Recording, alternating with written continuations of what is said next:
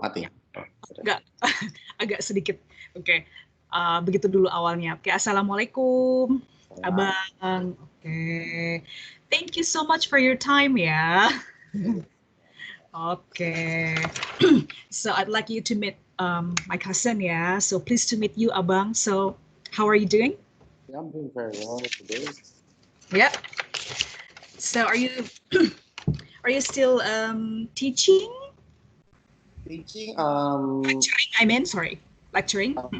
yes, I'm still employed by the University of University, but I think it's during the semester break. So teaching will resume probably sometimes in July. But it's still once again being formulated, still being once again being decided. But the new semester will start probably in a month or so. Oh, okay. All right. Okay. So, Abang, I would like to do a little bit opening, yeah, because the topic for today is about studying abroad, yeah, specifically in the UK, yeah. So, yeah, high quality education. So, the UK is one of the world's most popular destinations to study higher education, yeah, with more than 500,000 international students enrolling each year, and one of the world's leading destinations for international students, and second only to the US, and consistently perform well in world rankings. They also have a reputation for world-class research. Okay, so Abang, firstly, please introduce yourself before you explain further about studying in the UK. Okay, hello, my name is Haryo. People of my family call me Iwa, also again, I'm an academic staff, I'm a faculty member. I'm a lecturer at Haryo University, teaching mostly in communication studies. And as far as higher education is concerned, I did my undergraduate at Gajah Mada University from 2009 to 2014. And from 2015 until 2017, I did my master at the University of Leicester. So anything that you like to ask, I'll be more happy to answer. Okay, thank you very much for the introduction, yeah, Abang. Okay, some of my students ask me about studying abroad, yeah. Yes. They would like to know more about how to apply. And then the first question is about the most intriguing about studying abroad, the most interesting, the most challenging about studying abroad. Okay. We would like to say that I think I would like to say that the reading culture is very different. I cannot say anything about undergraduate. We probably the undergraduate is you can say that pretty much the same with what's in Indonesia. I'm unsure about that. I have no idea about the undergraduate curriculum. But as far as master degree is concerned, the reading culture is, you can say, like it's a bit different in the sense that students in the UK universities, they are being, you can say, like they're being stimulated. They're being also again required to read extensively. Well, I understand that also again students or master students in Indonesia also do the same. I'm not here to make any comparison between which one is better, which one is worse, but what I can say about studying a master degree in the UK is that you are first and foremost required to read, because the material you have from the lecture, we can say only make up for about, we can say 40% top of the knowledge, again, body of knowledge, and for the rest 60% that you would have to gain them through, through independent study, which means that you have to spend more time in the library, more time reading, more time reading books, reading journals, starting to paraphrasing, starting to, you can say like, you can say like I think in the easiest way is like packaging the information that you know with your own idea, with your own knowledge, like that. That's the like the biggest, the most intriguing things about studying in the UK. At master degree, once again I cannot say anything about undergraduate degree, and but in a sense that for any student who wants to continue their study to master, it will be very different from undergraduate, less organization activity, etc. So it's going to be more reading. More about reading, yeah. If we are, again, if we're accustomed to reading from undergraduate, it will not be too daunting. However, if you do not have a good, again, reading habit from undergraduate, then it will be quite a challenge. Oh, quite a challenge, yeah. All right, okay.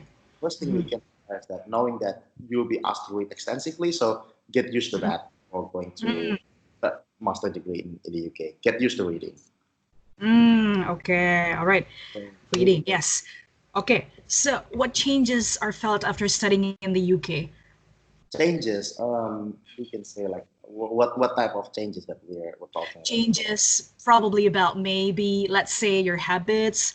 Of course, you say that reading extensively, yeah. So you have to read a lot of books, yeah. Self-study. And how about your maybe habits, yeah, personally? Okay. Personally, Have you changed a lot after that? Yeah. I think it's adaptive, right? So again, the circumstances in the UK and Indonesia is very different. For example, that one habit that I picked up in the UK was walking. Because in there we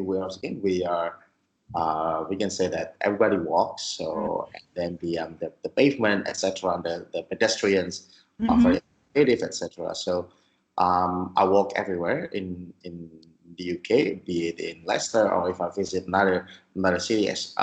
Even though bigger cities such as London, etc., requires me to use public transport a lot, but in general, I walk a lot when I was in the UK. So that's the habit that I picked up when I was living there. However, after I got home to Indonesia, of course, the situation is different. Yes. It's different, and then the climate is different, and etc. So we don't have to feel ashamed that we we pick up a very healthy habit when we was in the UK, but gradually starting to abandon it when living in Indonesia. I can say that the circumstances are different. Okay, all right. And then another transformation is, of course, it's the reading. Like once we starting to love reading, then studying is not becoming a challenge. It's becoming a burden, but instead becoming fairly challenging things to do like that. It will increase your reading habit. Can argue that the archives of the book journal is very different in UK university as compared to Indonesian university. Based on my experience, once again, it's different. So in there you have more sources. You have more we can say like more varieties to read as opposed to in here, and that change. That is a very transformative thing. All right. Okay. All right. So yeah, some more positive things that you can feel at the moment that you can apply in your daily life as well. Yeah. Yes. Okay. So there are some actually positive things about studying abroad, and then probably you can explain one of them. Yeah. The first, of course, improve your language skills. Yeah, and then experience a different style of teaching. Yes. And then impress employers, if you would like to apply, maybe in Indonesia or other countries, and then enhance your network, learn about new cultures and perspective, and develop your confidence, and then see the world, and also discover career opportunities. Okay, so how do you see that points? I mean, which one do you feel that it gave a very meaningful implication? Yes. So once again, that if we're the thing that we need to underline in here is that studying abroad is not, we can say, it's not some sort of magic bullet like that. Yes. It's not some sort of again. If you study abroad, you will have a much easier opportunity, because that's not the case. That's not anybody who studies from anywhere, be it again domestically in Indonesia or abroad, they have equal opportunity. It once again comes back to the individual. It's some again, I met some colleagues, acquaintance who studied both, but I can say fare worse compared to another acquaintance who studied in Indonesia. So it's all come back to ourselves. However, one thing that we can understand about studying abroad is, once again, yes, network like that. In a sense that this is especially important in master is important, but it will be very, very significant when somebody is doing their doctoral studies. That we should not just stay at the campus. Opportunities, there are guilds, there are also again, we can say like research groups, there are other again study groups and like that. That all this kind of things, that all the kind of again associations that we can enroll, that we can join. So yes, it will lead to a better opportunity. It will lead to a better network. But once again, it depends on how we make the most of our times in there. So my idea, the biggest idea, the biggest suggestion I can get is that always finding, especially I'm talking when we want to be an academic. Yeah. Always try to find one research group, and try to join them. So, lives in Indonesia and abroad, it's pretty much the same. But also again, usually if it's from a UK university, etc., they would have a more internationally driven members. Yeah. More diverse members, and there's opportunity that can be made from them. And another things that we can try to apply is the summer school program.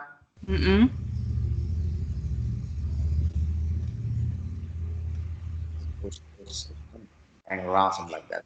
It's not bad. It's nothing wrong with that. But if you want to make again, try to make more friends, make more acquaintance, connections like that. Summer school is a good program to attend. I remember that in August 2016, I did my summer school in Leicester University in the Netherlands. There are many acquaintances that I'm still on speaking terms even until now. So it's already almost 4 years ago, and we're still on speaking terms like that. So some acquaintance it lasts forever. Yeah. All right.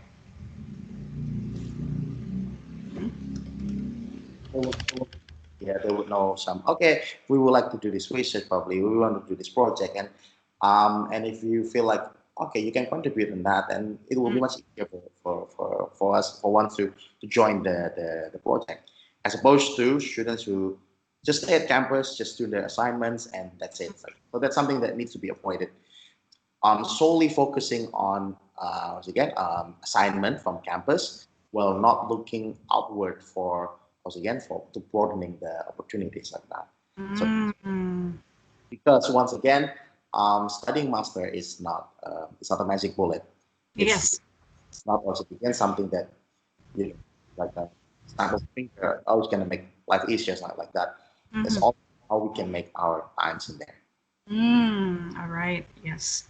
Okay. All right. So because of Okay. So, I've heard that your thesis got the best title in Leicester University, yeah? So, I think you haven't told me about the major that you've taken in that university. Can you tell me a little bit about it? Okay, so the major that I took at the University of Leicester was Media, Culture, and Society. Yeah. So, in a sense, it is across studies between communication studies and sociology. The communication studies that mostly being taught in Indonesian university are offshoot of sociology anyway. So it has more it has a stronger connection with the sociology. So we're understanding how the media has the role in shaping the society and the culture that we live in, like that. So I think that media as a technology, as a cultural artifact, it does not exist in vacuum. But on the other hand, it has a very strong capabilities to influence people's the culture and society, and at the same time be influenced by that. So I'm using we were mostly using referring to works by sociologists such as Norbert Elias, and then socio-technical scientists such as Langdon Winner in understanding again the affordances that media as a technology and as a cultural artifact can do to society. That's the main focus of again the major that I did at the University of Leicester. Okay. And then unlike the lecture system in Indonesia, yeah, which generally uses a semester system with around about 4 until 8 courses at once that runs in a period of half in a year, yeah. And how about the semester in the UK? It's again, they call it term. Term, okay. So again, I think etymologically it's much more flexible compared to semester. Yeah. Because it doesn't have to consist of 6 months per se. But usually the way I did it's around 3 months. 3 months. That's okay. The holiday, the Christmas holiday during the first term, and the second term minus the spring break. So in a sense, there was a lot of times off. So even for the time for spring break is around over a month. So it started in mid-April until in mid-March until late April. So yeah, 40 days off for spring break.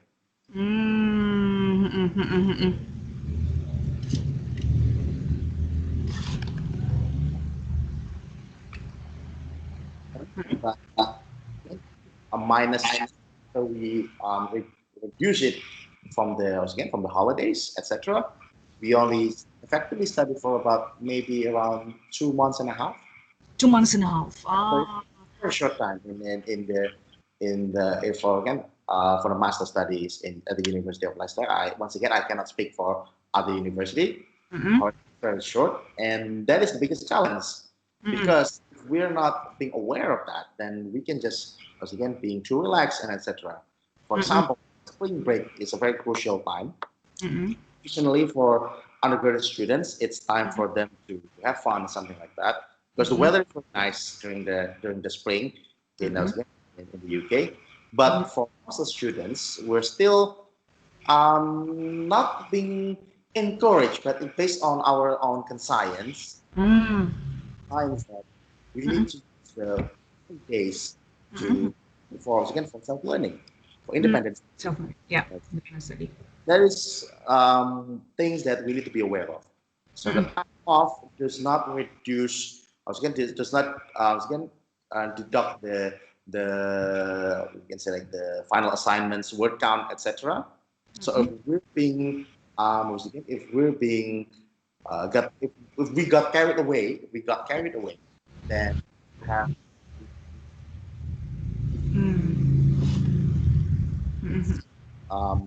it's very heavy. The word count is not that daunting actually, but the quality of the work that is expected by the professor that can be very they have a very high standard on that. That's one thing to be careful. And lecturers and professors, they do unlike in Indonesia, they do not want to directly assist the students in doing experiments. So it's all up reading the requirements, reading the how instructions. It's all up to us to it's become our task to interpret it correctly. Let's say like that. So that's the thing is that during the spring break, during the Christmas holidays, we should not get carried away. We should not. People might think that it's a day off, but it's a trick actually. That even though it's a day off, we should use it to study.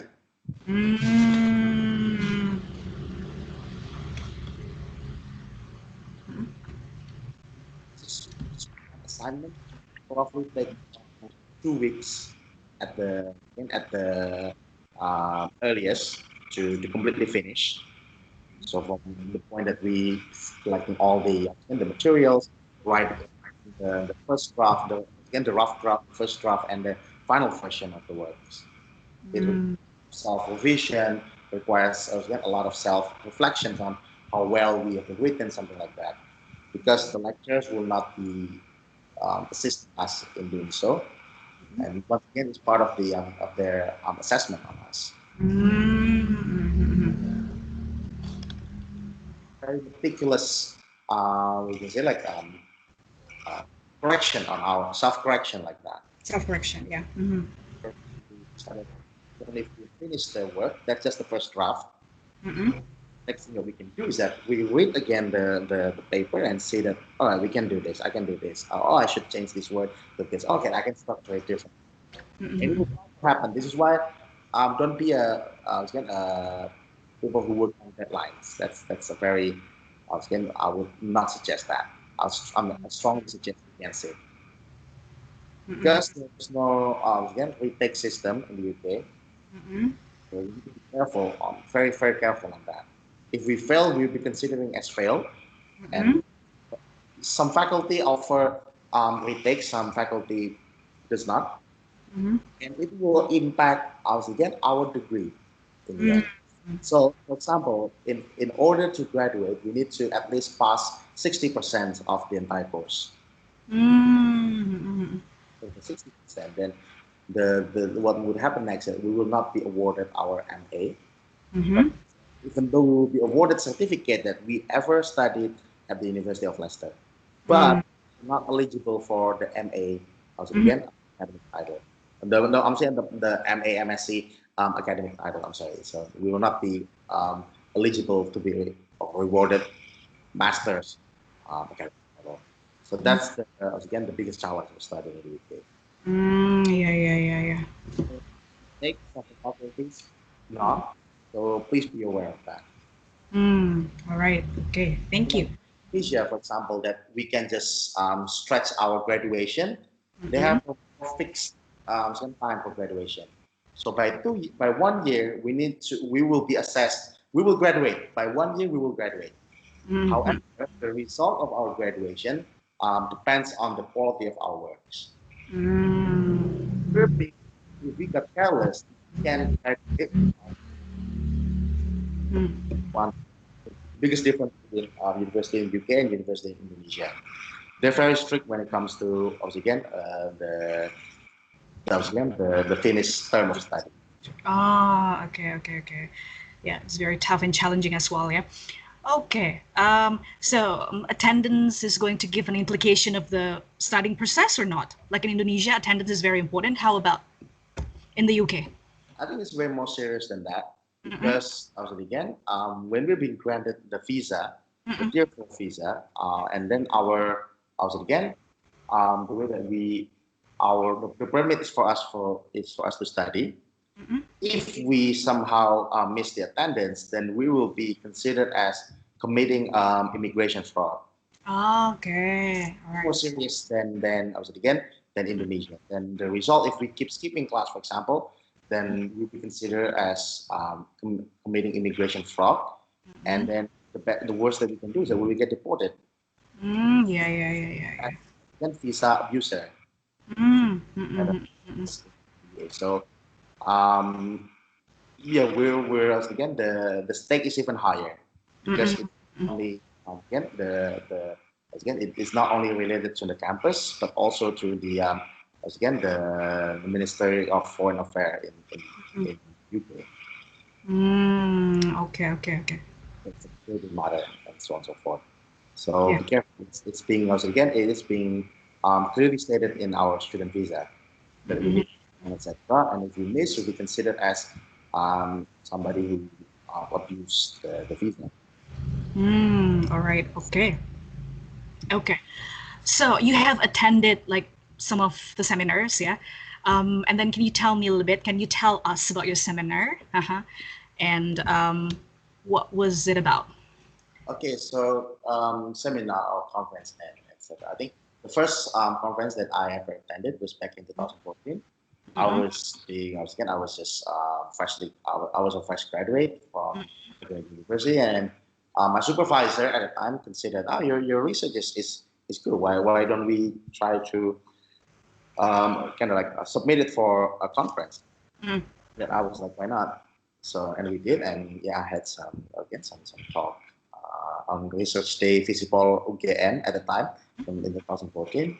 And I did not attend any conference in 2015, 2016, even though when I was studying at the University of Leicester, I assisted my again, my professor at the time in organizing the seminars. But yeah, it's like we can say like it's like to become the organizer as opposed to the speaker. So or carrying the food around, making sure that the attendants are having the gatherings ready and so on and so forth. I remember that in September 2016, and I did my first again seminar, international seminar in 2017. It was again about co-authorship between me and David from the University of Malta. And after that, there was it was the CEGS 2017, the Central and Eastern European Game Studies Conference 2017. And the next time I attended the workshop at the POCG, the Philosophy of Computer Game Conference. And it was in Krakow in Poland. And then, yeah, there's a once or twice every year like that. Maybe I actually went to, got accepted for Tigra 2000. Yeah, I mean, twice since 2017. So 2018, there was 3 times actually. So twice abroad and one in Indonesia. 2019, there was, 3 times as well. One in Japan, one in Poland, and the final one where I was invited as keynote speaker in Banyuwangi at the what was it again? At the UNER Banyuwangi, so the just di luar kampus utama PSDKU UNER in Universitas Airlangga in Banyuwangi, where I presented my work on gaming and disabilities. All right. In 2020, actually, I was accepted for Tigra 2020 in Finland, but as we know it, and again, as the pandemic spread across the globe, it got canceled. And probably 2020 will be a year without conference. Oh, okay. In June, and there is no end in sight. For sadly, there's no realistic end in sight on when we can resume our travel activities.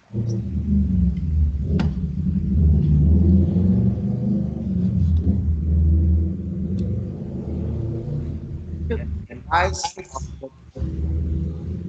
more academics shifting their presentation, their work online.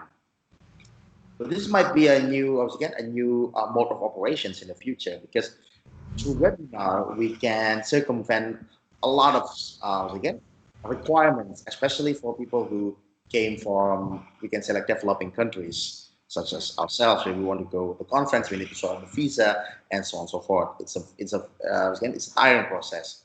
With the webinar, you just need to show up. I think there was once on June 2nd, 2020.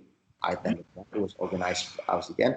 I'm sorry, I missed the date because of some work that I need to do. But it was the time that a workshop is organized online.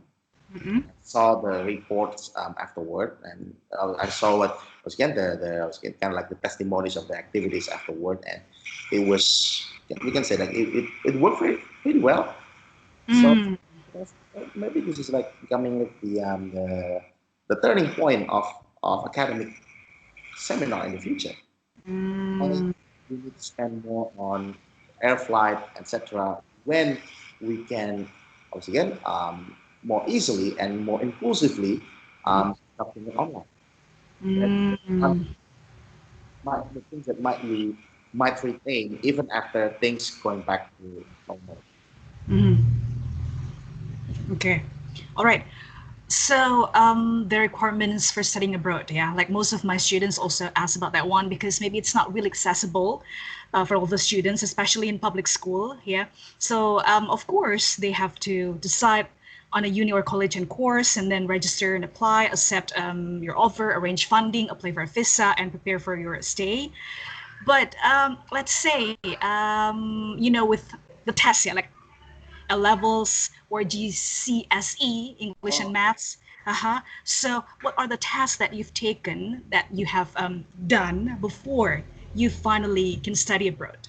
Okay, so again, I did not experience a lot of tests actually. was Okay. only my again IELTS test. Mm-hmm. It was only IELTS, that. yeah. There's Essay? maybe yes. What did you write for your essay? What For was my, it about? well, I was again IELTS essay.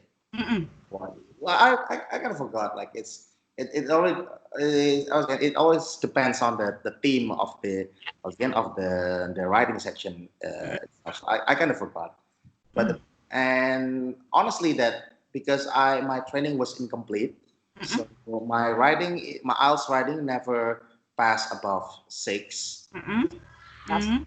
okay, but never had maybe the fantastic result. Probably I did very well on my speaking, on my again listening, reading. I got 8 and 7.5, so it gradually increased. But I never managed to increase my writing sections in IELTS, probably because of my handwriting, probably because I did not structure it excellently, probably. So but the things that I would like that I can suggest that the suggestion that become passable in IELTS.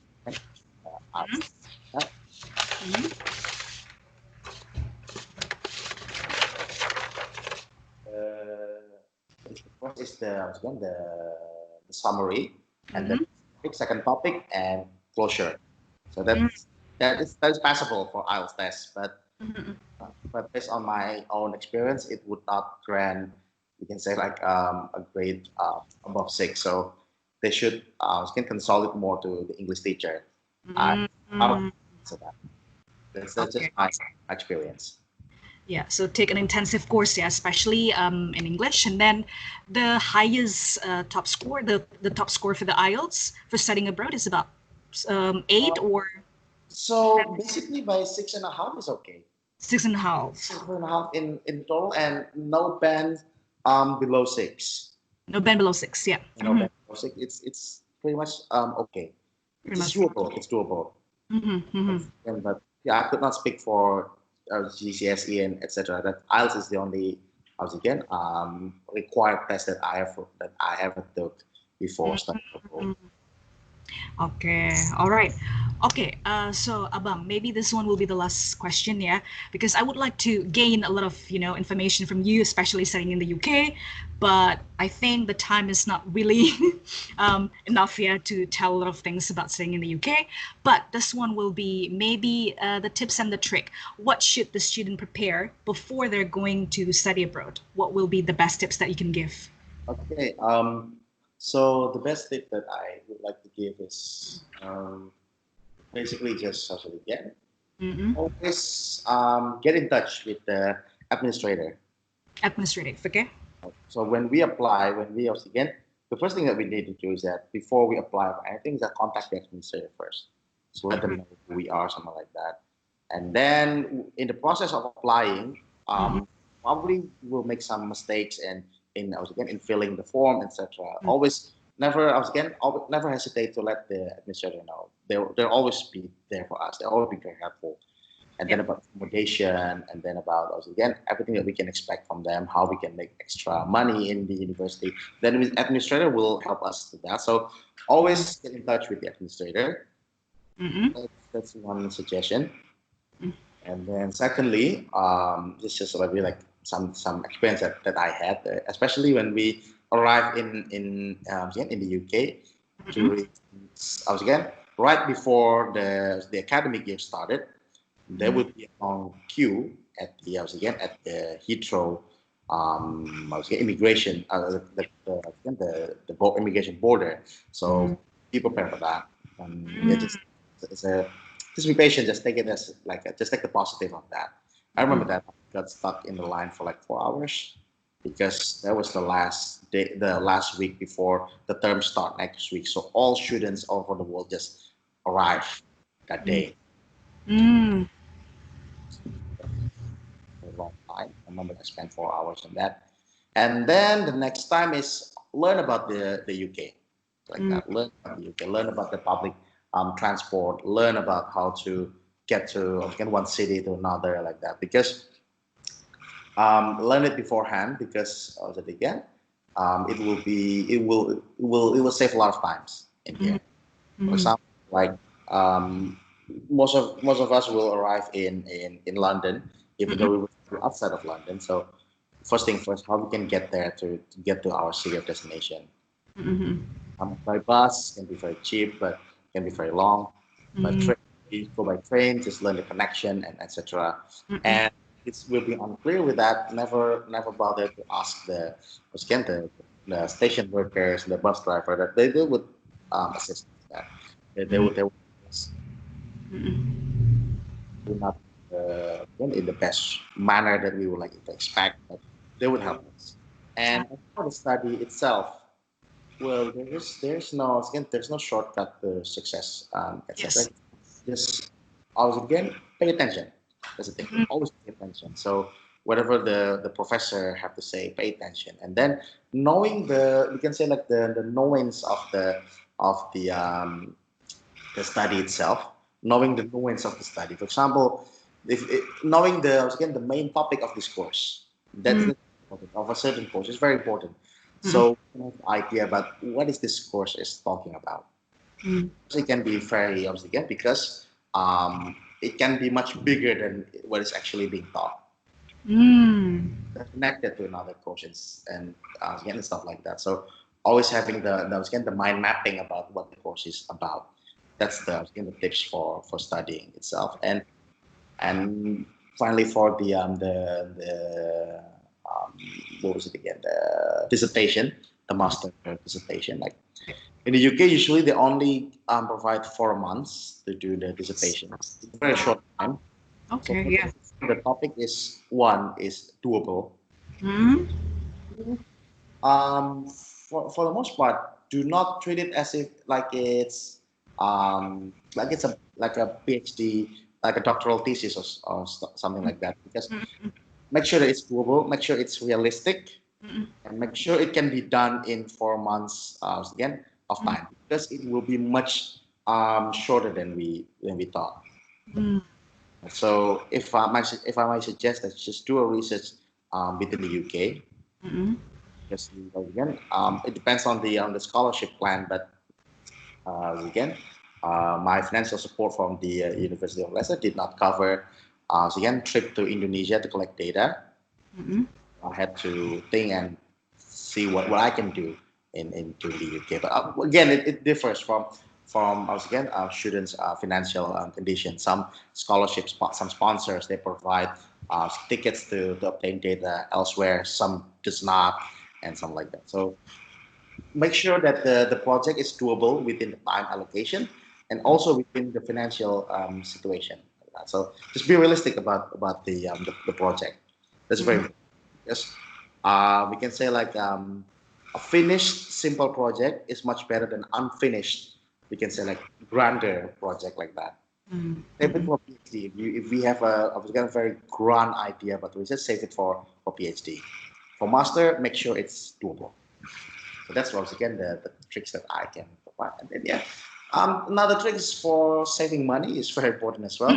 Always buy food. Always cook by yourself. So once again, in Indonesia, probably like the culture of eating out is but it's not prevalent. The culture is more about cooking. So it will really help. And but it's like different cities have different range prices, but as far as I can tell, but Leicester is very cheap. So the Leicester market, we can have like maybe a bowl of banana for like £1. Around 6. Banana sold in Indonesia is more expensive than that. So the prices of groceries are very cheap in especially when you buy in traditional markets. And then there are a lot of £1 store. So the equivalent of $1 store if you live in. So everything's £1. So make the most out of it. Buying shampoo, buying soap, even buying pasta, something like that in that £1 store, it will really save cost like that. There's so many ways to save cost, but the trick is make your own food, and then unless it is very necessary, do not travel by vehicle, just walk and stuff like that. Basically, we can save quite a lot. So as long as we're smart with the money and we want to get tired of it, we can save more in that. Okay. All right. Okay, thank you so much ya for your time Abang. Terima kasih. It's very useful and pivotal information as well. I think my students also can learn a lot of things from our discussion today. Terima kasih banyak. Hopefully next time we can have a chat again ya. Semoga kita bisa ngobrol-ngobrol lagi lebih lanjut ya, further discussion about studying abroad, especially in master degree ya. Karena Abang ini S2 ya. Oke. Nanti mau lanjut lagi S3? Well, hopefully ya. Alright. Oke. Alright, Abang. Thank you very much and sukses selalu ya. Oke. Ya, see you next time. Wassalamualaikum. Thank you.